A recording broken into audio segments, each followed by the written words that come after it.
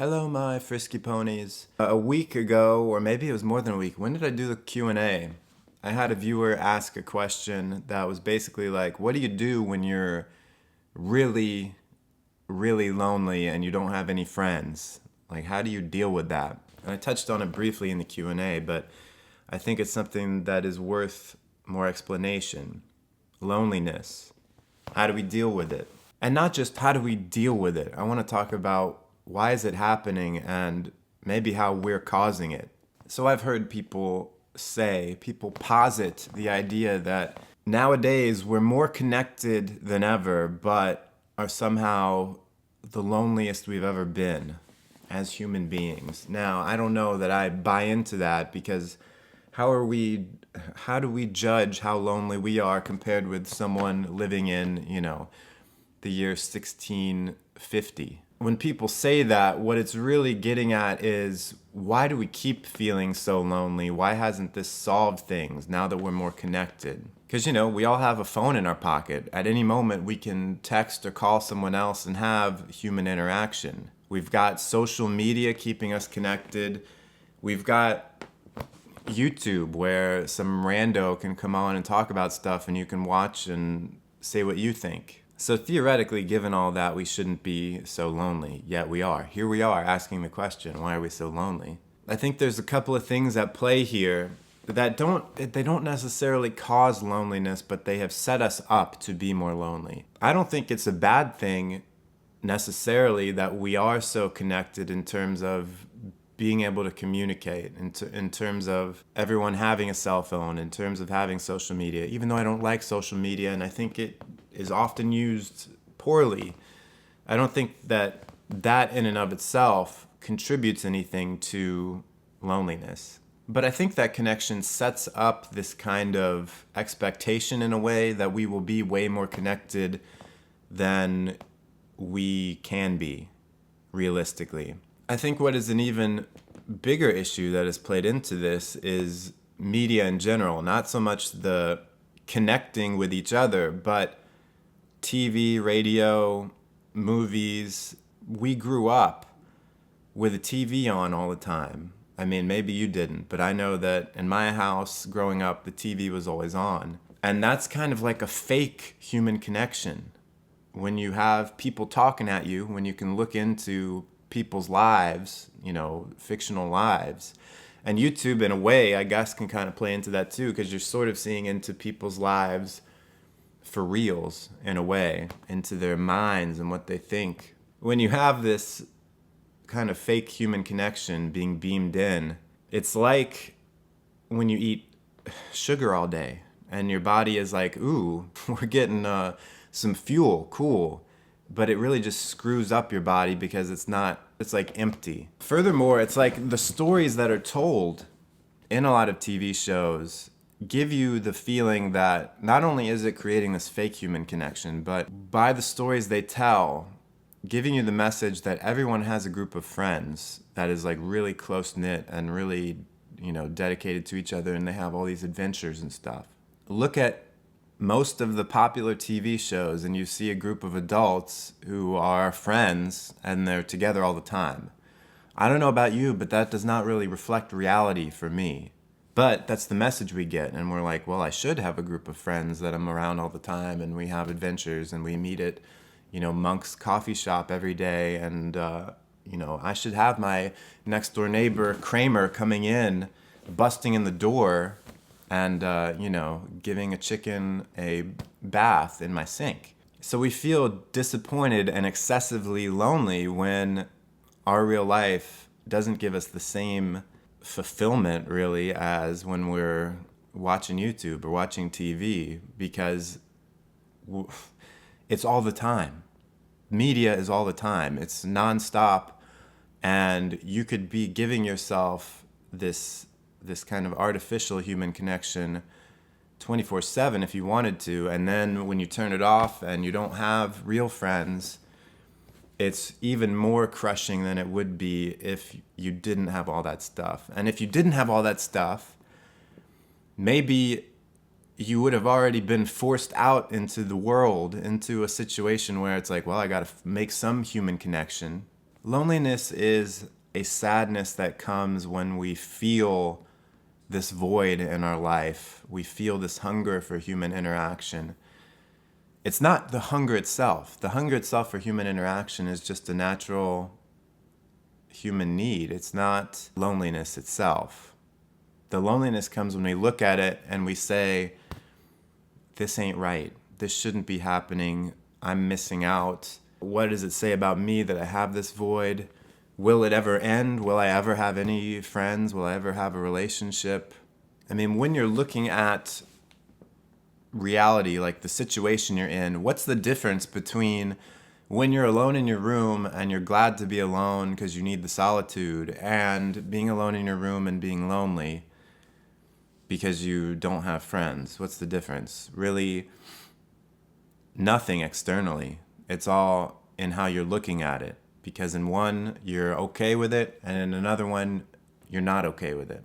So then, of course, the obvious advice would be just go out there and make some friends. And honestly, we're more connected now than ever, if you didn't know. And it should be easier than ever to make friends. I mean, you just go to like meetup.com, find people who are interested in something you're interested in, go out.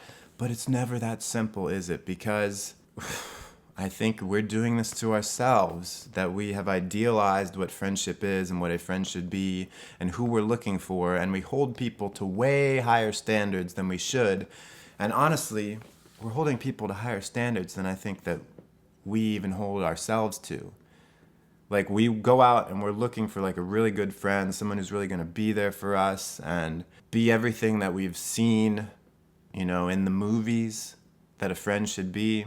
Or even you could say for a romantic relationship, you're just looking for the ideal partner. So we have expectation so high up, it's out of the frame right now. It's way up there. And no one can meet it. It's impossible.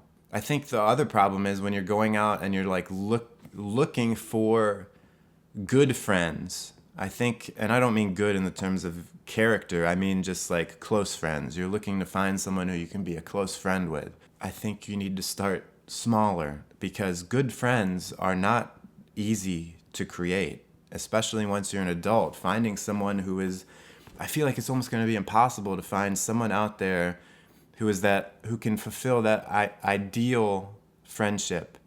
So you need to go out and lower your expectations and just be like, I just want to find some people I can get along with, at least for an hour at a time. And let's start there. Because it's so easy to go out there looking for friends, and the first time that you get together with people, just like mentally reject them and be like, no, these aren't the friends I want. They don't fulfill the needs I have and everything. But let's get real. Are you an ideal friend to anyone out there? I think we are. We're like, oh man, yeah, I would really be there for someone if they were the ideal friend to me. I would be the ideal friend for them.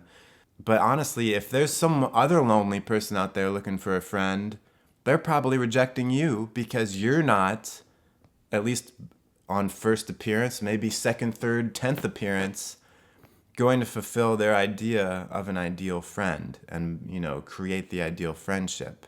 A lot of this is just letting go of the idea of finding a great close friend and being okay with it just being people you like to be around. And then it can go from there. Maybe it'll grow into the best friendship ever, but that takes time. And when you're an adult, it's a lot harder. Like, gone are the days of high school where you just naturally made friends because you're all stuck in school together. Those days are gone. It's much more difficult now. And I know a lot of you are like, it was difficult enough then. I didn't make any friends. And, that's true too. I didn't make many friends, but it was a lot easier. I talked about this several months ago when I was trying to make friends. I was going to like this Bible study thing, and the people were cool, but I was holding them to this huge standard of, these people have got to become my best friend group. These guys I've got to find Kramer, George, and Elaine, and maybe even Newman. But how quickly is that really going to develop? And I was not giving these people enough chances. Like, I was ready to write them off after the first time that they didn't go out of their way to think about me. And it's like, what fantasy world was I living in? Would I have ever gone out of my way for them? I feel like I would have, but would I have actually? It really just takes time. You have to start at a place where it's just like, hey, we like hanging out together for 90 minutes once a week. You never know how it can develop from there. So that's an important point, is kind of lower your standard of what you're looking for. It doesn't mean that all of a sudden you need to go out and make friends with people that you have nothing in common with and you don't like. But it's like, you can't find excellent Bill and Ted kind of people right off the bat, because you are just going to get in your own way and be looking for every reason why you can't be friends. What can be humbling is to realize you're not the ideal person either. And then my next point is, I think we compound loneliness, any negative emotion, but especially loneliness, when we focus on it. If we keep saying to ourselves, I'm alone, I don't have friends, I can't make friends, there's no one out there. Look, the world is a huge place.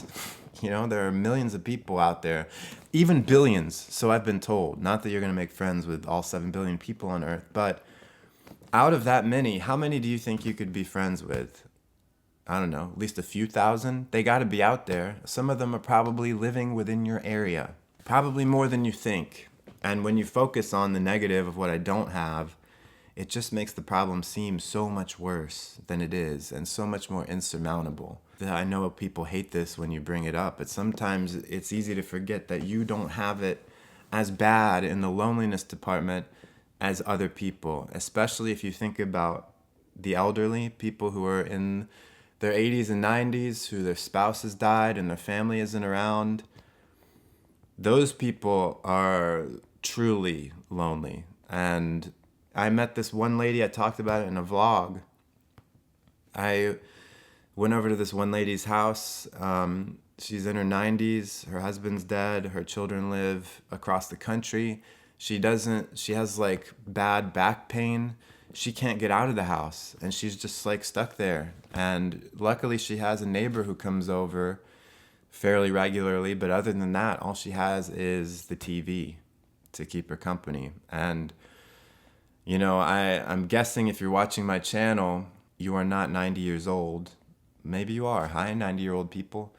But for the rest of you, I'm sure, like some of you, yeah, I know that there are some people who watch who do have debilitating issues. And I don't mean to say that you don't have problems. You do. But a lot of the people who feel really lonely don't have those issues. They're not bound to their house. That's a whole different video. How do you combat loneliness when you really are limited in what you can do? But if you're not limited in getting out there and meeting people, theoretically, there's nothing holding you back. And even if you are stuck at home, you all know how to use the internet. You're here watching me on the internet.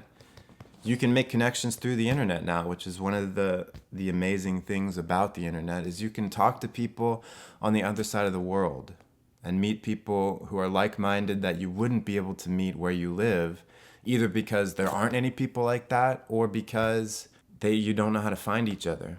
And I don't mean to be bashing on people and being hard on you and whatever, but it's always good to realize that there are people who have it much worse and can't do anything to fix it, and you can. And maybe it would help loneliness to volunteer to be with some of these people, just to be a visiting whatever, volunteer and go out and visit some elderly people who are stuck at home. Maybe that would help not only take your mind off of yourself and, kind of distract you from your own loneliness, but help you to realize how grateful that you really should be and how good you have it. Frank's getting preachy. Frank is putting us all down and playing you're not in a Turkish prison card. That's what my mom would always say. When I would complain about something, she'd be like, well, you're not in a Turkish prison. Why the Turkish prison? Why can't I even say that? It's like a tongue twister. It's so detestable to me, the idea of a Turkish prison, that I can't say it. But you're not, unless the Turkish prisons have given the inmates internet access, in which case, hi, Turkish prisoners. glad to have you here.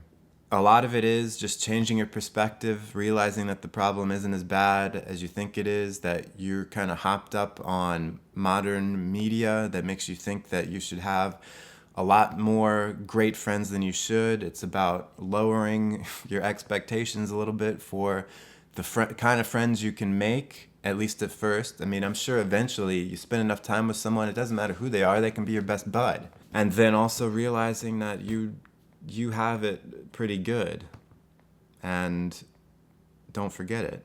And I'm sorry to hear that you're feeling lonely. I feel lonely sometimes too, even though I have friends and stuff. Sometimes it just washes over you and you just feel sad. You feel like I don't have anyone. When I feel that, I try to turn it around to being grateful for what I do have and what I can do to remedy the problem. So thanks for watching. I appreciate it. Take care. Don't stop looking for friends. They're out there. All right, I'll see you later.